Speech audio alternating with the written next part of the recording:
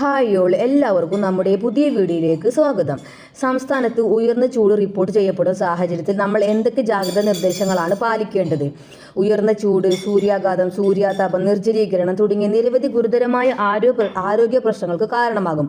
അതുകൊണ്ട് ഈ സമയത്ത് നമ്മൾ എന്തൊക്കെയാണ് ശ്രദ്ധിക്കേണ്ടത് എന്നതിനെക്കുറിച്ചാണ് ഇന്ന് പറയുന്നത്. പകൽ 11 മണി മുതൽ 3 മണി വരെയുള്ള സമയത്ത് നേരിട്ട് ശരീരത്തിൽ കൂടുതൽ സമയം തുടർച്ചയായി സൂര്യപ്രകാശം ഏൽക്കുന്നത് ഒഴിവാക്കുക. 2. പരമാവധി ശുദ്ധജലം കുടിക്കുക. ദാഹമില്ലെങ്കിലും വെള്ളം കുടിക്കുന്നത് തുടരുക. 3. നിർജ്ജലീകരണം ഉണ്ടാക്കുന്ന മദ്യം, കാപ്പി, ചായ, കാർബണേറ്റഡ് ശീതളപാനീയങ്ങൾ തുടങ്ങിയവ പകൽ സമയത്ത് ഒഴിവാക്കുക. 4. അയഞ്ഞ ഇളനിറത്തിലുള്ള കോട്ടൺ വസ്ത്രങ്ങൾ ധരിക്കുക. 5. പുറത്തിറങ്ങുമ്പോൾ പാദരക്ഷകൾ ധരിക്കുകയോ കുടയോ തൊപ്പിയോ ഉപയോഗിക്കുന്നത് നല്ലതായിരിക്കും. പഴങ്ങളും പച്ചക്കറികളും ധാരാളമായി കഴിക്കുക. ORS, ലായനി, സംഭാരം തുടങ്ങിയവയുടെ ഉപയോഗം പ്രോത്സാഹിപ്പിക്കുക. മാർക്കറ്റുകൾ, കെട്ടിടങ്ങൾ, മാലിന്യശേഖരണ നിക്ഷേപ കേന്ദ്രങ്ങൾ, ഡംപിംഗ് യാർഡ് തുടങ്ങിയ ഇടങ്ങളിൽ തീപിടുത്തങ്ങൾ വർദ്ധിക്കാനും വ്യാപിക്കാനുമുള്ള സാധ്യത കൂടുതലാണ്. ഫയർ ഓഡിറ്റ് നടത്തേണ്ടതും കൃത്യമായ സുരക്ഷാ മുൻകരുതലുകൾ സ്വീകരിക്കുകയും ചെയ്യേണ്ടതാണ്. ഇവയോട് ചേർന്ന് താമസിക്കുന്നവരും സ്ഥാപനങ്ങൾ നടത്തുന്നവരും പ്രത്യേകം ജാഗ്രത പാലിക്കുക. ചൂട് അധികരിക്കുന്ന സാഹചര്യത്തിൽ കാട്ടുതീ വ്യാപിക്കാനുള്ള സാധ്യതയുണ്ട്. വനമേഖലയോട് ചേർന്ന് താമസിക്കുന്നവരും വിനോദസഞ്ചാരികളും പ്രത്യേകം ജാഗ്രത പാലിക്കണം. കാട്ടുതീ ഉണ്ടാകാനുള്ള സാഹചര്യങ്ങൾ ഒഴിവാക്കണം. വനം വകുപ്പിന്റെ നിർദ്ദേശങ്ങൾ കർശനമായി പാലിക്കണം. വിദ്യാഭ്യാസ സ്ഥാപനങ്ങളിൽ വിദ്യാർത്ഥികൾക്ക് ശുദ്ധമായ കുടിവെള്ളം ഉറപ്പാക്കേണ്ടതും ക്ലാസ് മുറികളിൽ വായുസഞ്ചാരം ഉറപ്പിക്കേണ്ടതുമാണ്. പരീക്ഷാ കാലമായാൽ പരീക്ഷാ ഹാളുകളിലും ജലലഭ്യത ഉറപ്പാക്കണം. വിദ്യാർത്ഥികളുടെ കാര്യത്തിൽ സ്കൂൾ അധികൃതരും രക്ഷിതാക്കളും പ്രത്യേകം ശ്രദ്ധ പുലർത്തേണ്ടതാണ്. കുട്ടികൾക്ക് കൂടുതൽ വെയിലേൽക്കുന്ന അസംബ്ലികളും മറ്റും പരിപാടികളും ഒഴിവാക്കുകയോ സമയക്രമീകരണം നടത്തുകയോ ചെയ്യേണ്ടതാണ്. കുട്ടികളെ വിനോദസഞ്ചാരത്തിന് കൊണ്ടുപോകുന്ന സ്കൂളുകൾ 11 മണി മുതൽ 3 വരെ കുട്ടികൾക്ക് നേരിട്ട് ചൂട് ഏൽക്കുന്നില്ല എന്ന് ഉറപ്പുവരുത്തുക.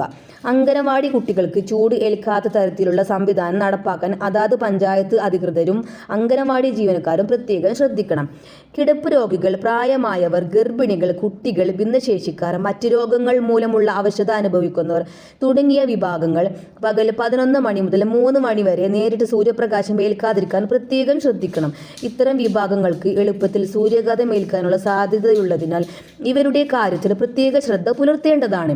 ഇരുചക്ര വാഹനങ്ങളിൽ ഓൺലൈൻ ഭക്ഷണ വിതരണം നടത്തുന്നവർ ഉച്ചസമയം 11 to 30 വരെയുള്ള സമയങ്ങളിൽ സുരക്ഷിതരാണെന്ന് അതാത് സ്ഥാപനങ്ങൾ ഉറപ്പുവരുത്തേണ്ടതാണ്. അവർക്ക് ചൂട് ഏൽക്കാതിരിക്കാൻ ഉതകുന്ന രീതിയിലുള്ള വസ്ത്രധാരണം നടത്താൻ നിർദ്ദേശം നൽകുകയും ആവശ്യമെങ്കിൽ യാത്രക്കിടയിൽ അല്പസമയം വിശ്രമിക്കാനുള്ള അനുവാദം നൽകുകയും ചെയ്യേണ്ടതാണ്. മാധ്യമ പ്രവർത്തകരും പോലീസ് ഉദ്യോഗസ്ഥരും ഈ സമയത്ത് 11 മുതൽ 3 വരെയുള്ള സമയത്ത് കുടകൾ ഉപയോഗിക്കുകയും നേരിട്ട് വെയിൽ ഏൽക്കാതിരിക്കാൻ ശ്രദ്ധിക്കുകയും ചെയ്യുക. ജോലിയിൽ ഏർപ്പെട്ടിരിക്കുന്ന ഉദ്യോഗസ്ഥർക്ക് കുടിവെള്ളം നൽകി നിർജ്ജലീകരണം തടയാൻ സഹായിക്കുക. പൊതുപരിപാടികൾ, സമ്മേളനങ്ങൾ എന്നിവ നടത്തുമ്പോൾ പങ്കെടുക്കുന്നവർക്ക് ആവശ്യമായ കുടിവെള്ളം, തണൽ എന്നിവ ലഭ്യമാണെന്ന് സംഘടനക്കാർ ഉറപ്പുവരുത്തുക. പകൽ 11 മുതൽ വൈകുന്നേരം 3 വരെ കഴിവതും സമ്മേളനങ്ങൾ ഒഴിവാക്കുക. യാത്രയിൽ ഏർപ്പെടുന്നവർ ആവശ്യമായ വിശ്രമത്തോടെ യാത്ര തുടരുന്നതാകും നല്ലത്. കയ്യിൽ വെള്ളം കരുതി വയ്ക്കുക.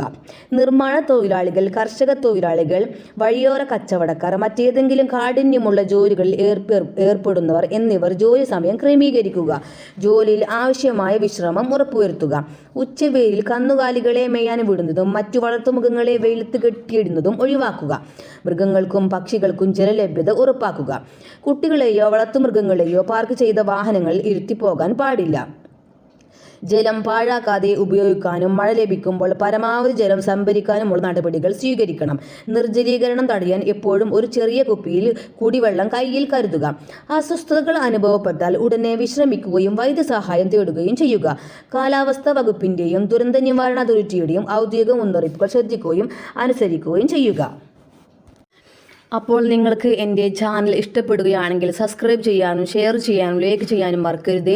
തൊട്ടടുത്തുള്ള ബെൽ ബട്ടൺ കൂടി ഒന്ന് ക്ലിക്ക് ചെയ്യണം. എന്നാലേ ഞാനിടുന്ന അടുത്ത വീഡിയോസിൻ്റെ നോട്ടിഫിക്കേഷൻ നിങ്ങൾക്ക് ലഭിക്കുകയുള്ളൂ. ഇന്നത്തെ വീഡിയോസ് ഇത്രയേ ഉള്ളൂ. അടുത്ത വീഡിയോസുമായി വീണ്ടും വരാം.